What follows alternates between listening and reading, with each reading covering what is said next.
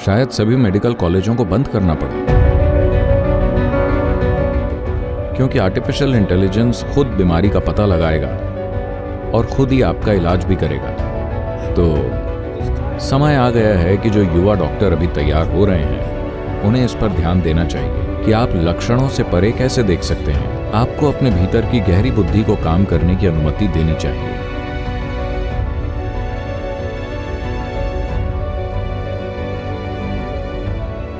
Antibiotic प्रतिरोध दिन ब दिन बढ़ता जा रहा है और आयुर्वेदिक पद्धतियाँ दिन ब दिन घटती जा रही हैं। तो हम आयुर्वेद और एलोपैथी का सबसे बेहतरीन मेल कैसे तैयार कर सकते हैं? आयुर्वेद और सिद्ध और प्राकृतिक चिकित्सा पश्चिम में, विशेष रूप से यूरोप में तेजी से बढ़ रहे हैं, बहुत तेजी से। भारत में बेशक ये चीजें मर रही हैं क्योंकि उनकी मंजूरी के बाद ही हम इन्हें अपनाएंगे। उनकी मंजूरी के बिना हम इसे नहीं अपना सकते। पर हमें एलोपैथी और इन दूसरी भारतीय प्रणालियों के बीच के अंतर को समझना होगा। फिलहाल एक आयुर्वेदिक डॉक्टर भी आपकी ही तरह किसी मेडिकल कॉलेज में 4 साल या 5 साल के लिए जा रहा है, तो वो जो सीख रहा है वो इलाज का एक कमतर तरीका है, वो एक कमतर समझ है।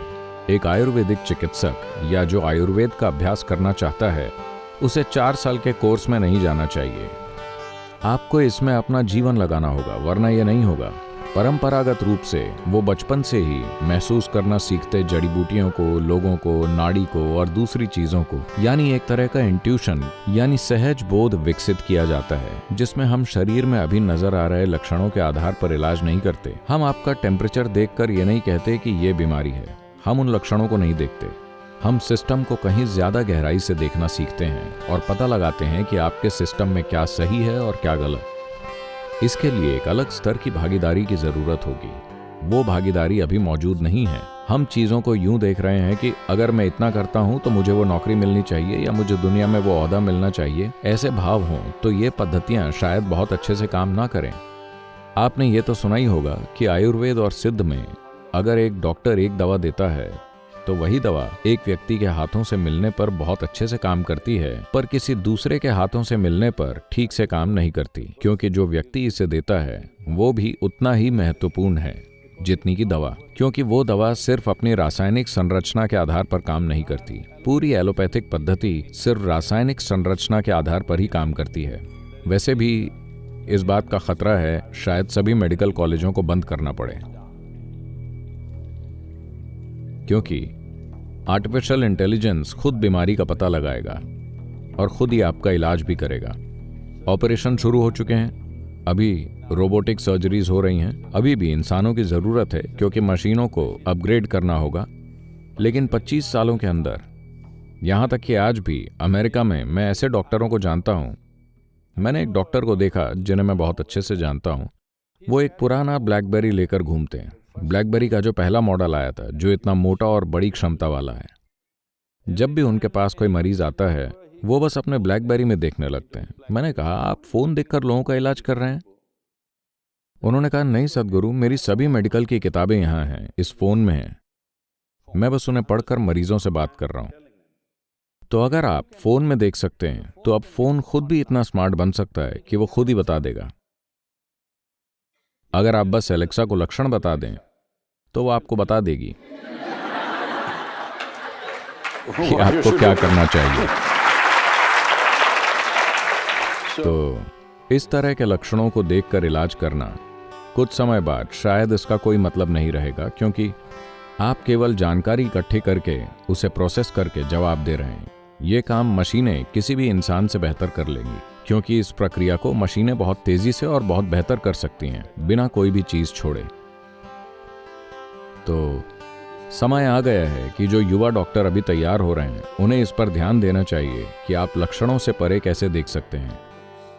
आयुर्वेद और सिद्ध में यही बात महत्वपूर्ण है। एक योगी थे जिनके साथ मैंने कुछ समय तक सेवा दी थी। उनके मेडिकल कैंप्स में जो वो आयोजित करते थे वो एक त्योहार जैसा होता था।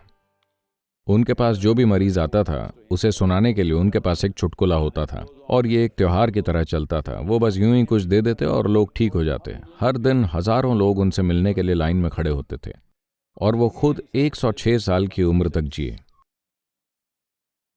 अगर कोई व्यक्ति 106 साल की उम्र तक जीता है, बूढ़ा होकर नहीं, अपने जीवन के आखिरी दिन तक पूरी तरह से सक्रिय रहते हुए, तो उसे सेहत के बारे में जरूर कुछ ना कुछ पता होगा, है ना? मेरी परदादी 113 साल की उम्र तक जीवित रहीं, 113 साल की उम्र तक। मैं आपको बताता हूं, शायद ये आपको बेतुका लगे, लेकिन आपको इसे सुनना चाहिए, क्योंकि अगर आप में खुलापन नहीं होगा तो आप कुछ नया नहीं सीख पाएंगे। जब मैंने उन्हें देखा था, वो 100 पार कर चुकी थीं, पर तब भी वो बहुत सक्रिय थीं। वो एक खुले मैदान में अकेले रह रही थीं। उन्होंने अपने लिए एक छोटा सा मंदिर बनाया था, भगवान के लिए नहीं, अपने लिए। उन्होंने एक मंदिर बनाया और खुद उसमें बैठ गई, क्योंकि उन्हें लगा कि वो एक मंदिर की हकदार हैं। ये भारत में बहुत आम है, खास तौर पर महिलाओं ने, बुजुर्ग महिलाओं ने छोटे मंदिर बनाए और वहां बैठकर एक अलग तरीके से, अपने ही तरीके से मानवता की सेवा की। तो जब अब मां छुट्टियों के लिए जाते तो वो घर आ जाती। अगर आप उन्हें नाश्ता देते तो वो उसे लेकर चींटियों को दे देती, फिर गिलहरियों को, फिर चिड़ियों को, हर किसी को। ज्यादातर नाश्ता इसी तरह खत्म हो जाता। कुछ लोग खुद ही सलाहकार बन जाते और कहते, बूढ़ी माँ आप कुछ खाएंगे नहीं तो मर जाएंगी। वो सब मर गए।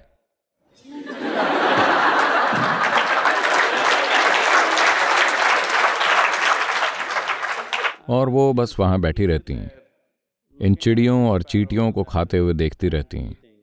उनकी आंखों से आंसू बहते रहते हैं। अगर कोई पूछता कि आपने नहीं खाया, तो वो कहती, मेरा पेट भर गया।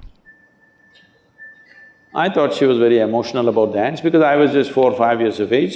I was going stamping the ants, chut chut chut. मैंने सोचा कि वो चींटियों को लेकर बहुत भावुक हैं, क्योंकि मैं सिर्फ 4-5 साल का था। मैं चींटियों को कुचलता रहता था। सबसे अच्छी बात यह है कि उन्होंने मुझे कभी नहीं रोका। उन्होंने कभी नहीं कहा कि ऐसा मत करो। वो जानती थी कि वो कर रही हैं जो उन्हें चींटियों के लिए करना चाहिए, चींटियां वो कर रही हैं जो उन्हें अपने जीवन के लिए करना चाहिए, मैं वो कर रहा हूँ जो मुझे एक बच्चे के रूप में करना चाहिए। जब मैंने कभी कभी उन्हें इस तरह देखा और मैंने पूछा कि ये आपके साथ क्या हो रहा है, तो वो बस जोर से हंसती और कहती, किसी दिन तुम भी जान जाओगे। मुझे ये जानने में 25 साल से ज्यादा का समय लगा कि आपके जीवन का संपूर्ण पोषण सिर्फ आपके भोजन और आपके द्वारा की जाने वाली चीजों से ही नहीं होता। जीवन आपके दिमाग में चल रहे विचारों से बड़ी घटना है, कहीं ज्यादा बड़ी घटना। आपके पैदा होने से पहले भी ये ब्रह्मांड था, सब कुछ काम कर रहा था।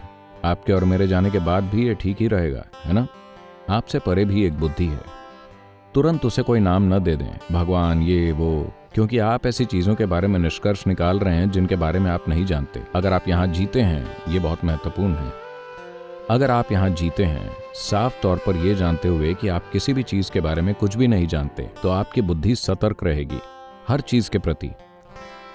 पर आप निष्कर्ष निकालते हैं किताब पढ़कर, ये और वो बकवास सुनकर। आप कहते हैं, मैं ये जानता हूँ, मैं वो जानता हूँ, मैं वो जानता हूँ। जैसे ही आप अपने ज्ञान से अपनी पहचान जोड़ते हैं, आप बहुत छोटे बन जाएंगे, क्योंकि आप चाहे जितना भी जानते हो, आप जो जानते हैं वो फिर भी इस सृष्टि में बस एक छोटा सा कण है ना? पर हमारी अज्ञानता असीम है।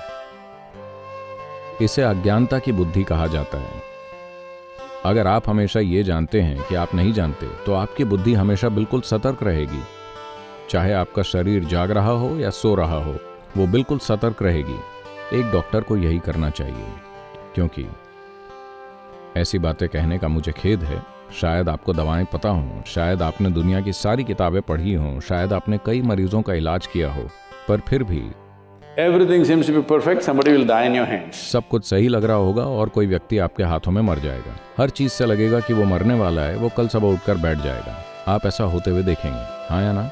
आपके और मेरे परे भी एक बुद्धि है, एक ऐसी बुद्धि जो हमारा निर्माण करती है, एक ऐसी बुद्धि जो एक आम को इंसान बना सकती है।